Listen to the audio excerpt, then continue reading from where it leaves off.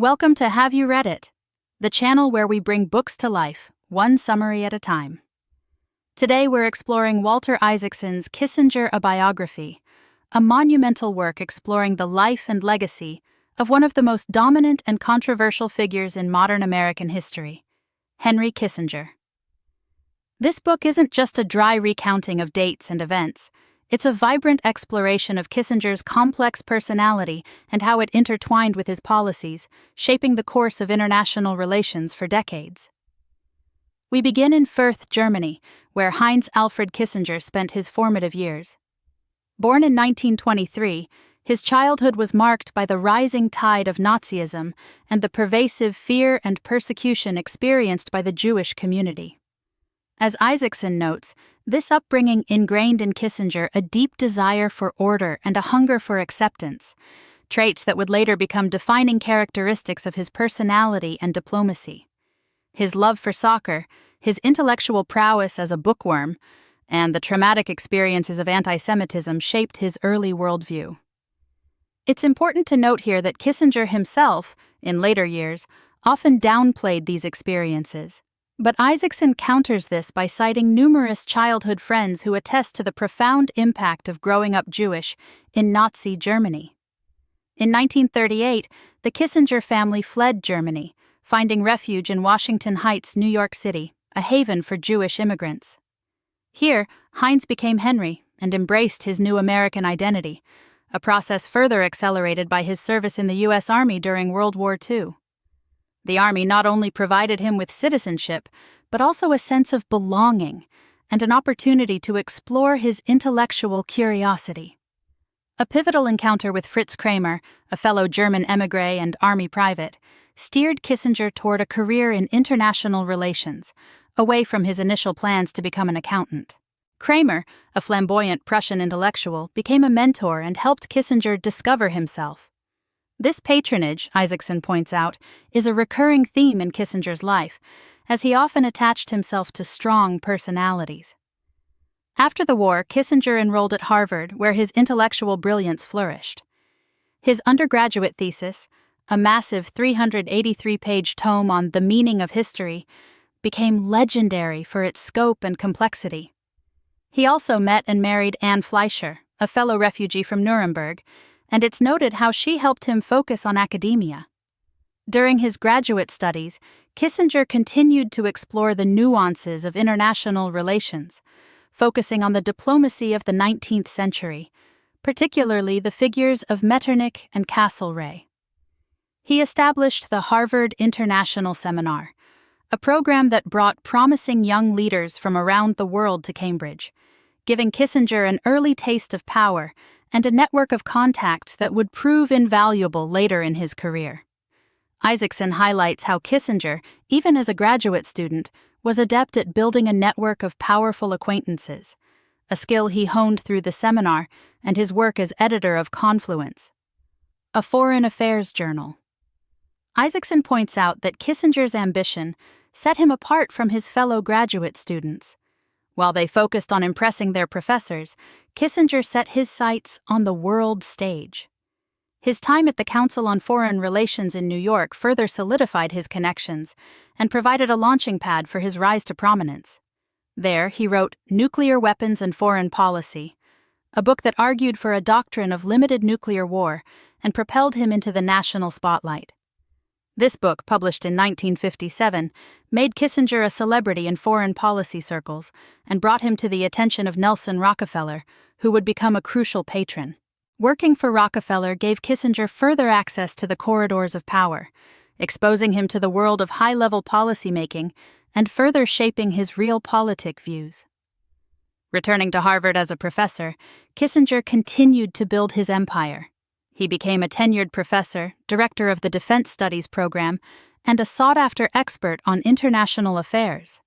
However, his personal life was less successful. Isaacson details the strains in his marriage to Anne and their eventual divorce.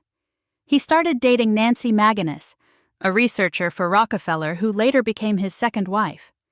Isaacson also discusses Kissinger's complex relationships with his Harvard colleagues, noting his tendency to court both allies and rivals, a pattern that would continue throughout his career.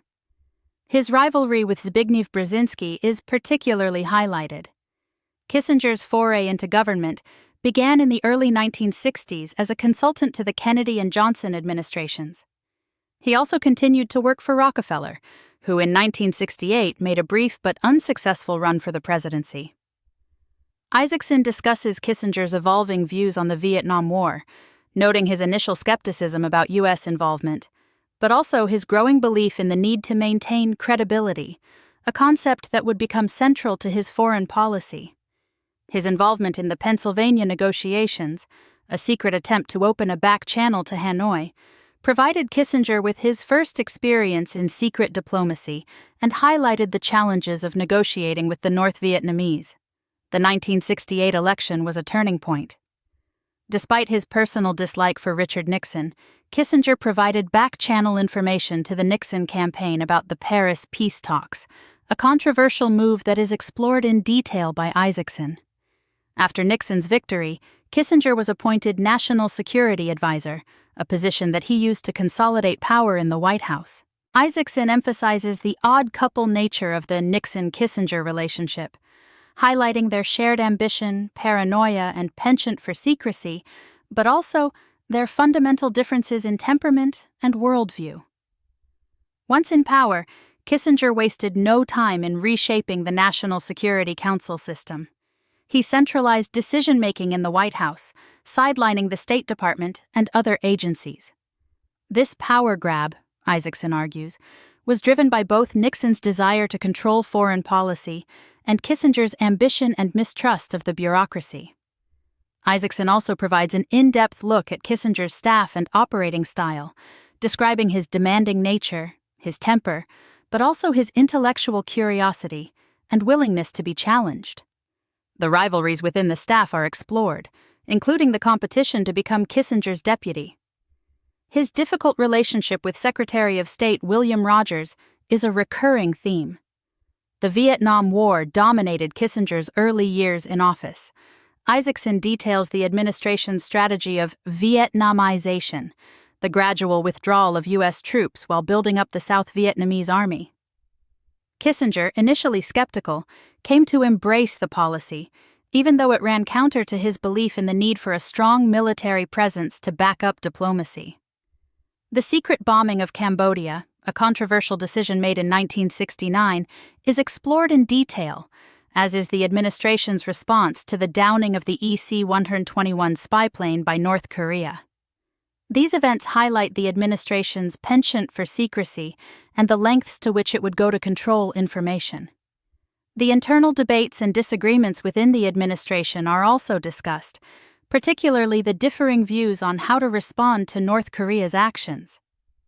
Kissinger's obsession with secrecy and his mistrust of his own staff led to the infamous National Security Wiretaps, a program that is examined in detail by Isaacson. Kissinger, eager to prove his toughness to Nixon, authorized wiretaps on the phones of NSC staffers and journalists, a decision he would later defend as necessary to plug leaks. Isaacson points out that the wiretaps were not just about national security. They also served as a tool for political intelligence and for Kissinger to maintain control over his staff. The program eventually came to an end, but not before it had sown the seeds of paranoia and distrust within the White House. This paranoia is further illustrated by the accounts of office bugs and other surveillance measures employed within the White House. 2 weeks in September 1970 highlight Kissinger's approach to crisis management.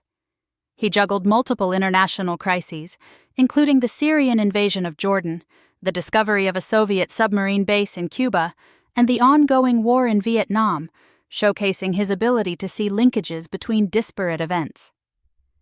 Isaacson provides an hour-by-hour account of Kissinger's activities during this period, illustrating his tireless energy, his focus on strategic thinking, and his ability to manipulate multiple actors on the world stage. The sources meticulously document this period, highlighting Kissinger's reliance on back channels, his interactions with foreign leaders, and his efforts to control information. Kissinger's historic opening to China is one of the book's central narratives. Isaacson meticulously documents the secret negotiations, the back-channel communications through Pakistan, and Kissinger's clandestine trip to Beijing in 1971. He also highlights the strategic thinking behind the opening, Kissinger's ability to forge a relationship with Zhou Enlai, and the dramatic impact of the announcement on the world stage. The rivalry between Kissinger and Rogers over control of the China Initiative is also discussed. As Kissinger's influence grew, so did his celebrity. Isaacson explores the unexpected secret swinger image that Kissinger cultivated, his socializing with Hollywood stars and socialites, and his penchant for dating actresses. This image, while seemingly frivolous, contributed to Kissinger's mystique and enhanced his power. Isaacson also notes that Kissinger's pursuit of celebrity was not just about ego, it was also a way to build relationships, gather information, and promote his foreign policy goals. The India-Pakistan War of 1971 brought new challenges and marked a low point for Kissinger. His tilt toward Pakistan, a decision driven by his desire to maintain the back channel to China, backfired politically and morally, damaging his reputation and undermining U.S. relations with India. Isaacson also reveals the Yeoman Radford spy ring, a bizarre incident in which a Navy yeoman on Kissinger's staff was discovered to be passing classified documents to the Joint Chiefs of Staff. This incident, along with the growing rivalry between Kissinger and Haig, created an atmosphere of paranoia and distrust within the White House. The Moscow Summit of 1972, a landmark event that marked the beginning of détente, is another focal point. Isaacson details the negotiations, the signing of the Salt-Tolmai agreements, and the diplomatic maneuvering that led to the summit. He also highlights the personal dynamics between Nixon, Kissinger, and Brezhnev, and the strategic thinking behind the U.S. approach to arms control. Kissinger's efforts to sideline Rogers during the summit are also discussed. The book also discusses how the linkage policy began to fade as Kissinger pursued arms control, despite Soviet recalcitrance on Vietnam. The final chapters of the book cover the dramatic conclusion of the Vietnam War, Kissinger's tumultuous appointment as Secretary of State, the Yom Kippur War, the Middle East shuttles, and his life after leaving office. Isaacson details Kissinger's tireless efforts to negotiate a peace agreement with North Vietnam, his clashes with President Thieu, and the controversial Christmas bombing of Hanoi. He also explores the complexities of Kissinger's relationship with the press, his use of background briefings to shape coverage, and his cultivation of journalists. The book provides a detailed account of Kissinger's shuttle diplomacy in the Middle East, highlighting his negotiating style, his relationships with Arab and Israeli leaders, and his personal triumphs and setbacks. Isaacson's discussion of the Yom Kippur War, the resupply of Israel, and the nuclear alert showcase Kissinger's complex balancing act between U.S. interests, Israeli security, and Soviet relations. The sources provide a detailed record of Kissinger's actions and conversations during this period. The death of détente and the challenges Kissinger faced in his final years as Secretary of State, including the rise of the neoconservatives and the attacks on his realism, are also covered. The final chapters detail Kissinger's transition to private life, his lucrative consulting business, his social life, his memoirs, and his ongoing influence on international affairs. Isaacson concludes by analyzing Kissinger's legacy, emphasizing his brilliance as a strategist and negotiator, his impact on international relations, but also the controversial nature of his realism and his penchant for secrecy. The book leaves the reader with a nuanced and complex portrait of a man who, for better or worse, helped shape the course of history. Key takeaways: the importance of understanding historical context. Kissinger's childhood experiences and intellectual background profoundly shaped his worldview and his approach to foreign policy. The interplay of personality and policy, Kissinger's ambition, insecurity, and charm all played a role in his diplomatic successes and failures. The limits of realism. Kissinger's realpolitik approach, while effective in some instances, was often criticized for its disregard for morality and human rights. The power of personality in international relations. Kissinger's ability to build relationships, manipulate antagonisms, and project a larger-than-life image contributed to his success on the world stage. Thanks for watching. Make sure to give this video a thumbs up and hit that subscribe button so you never miss our next book dive.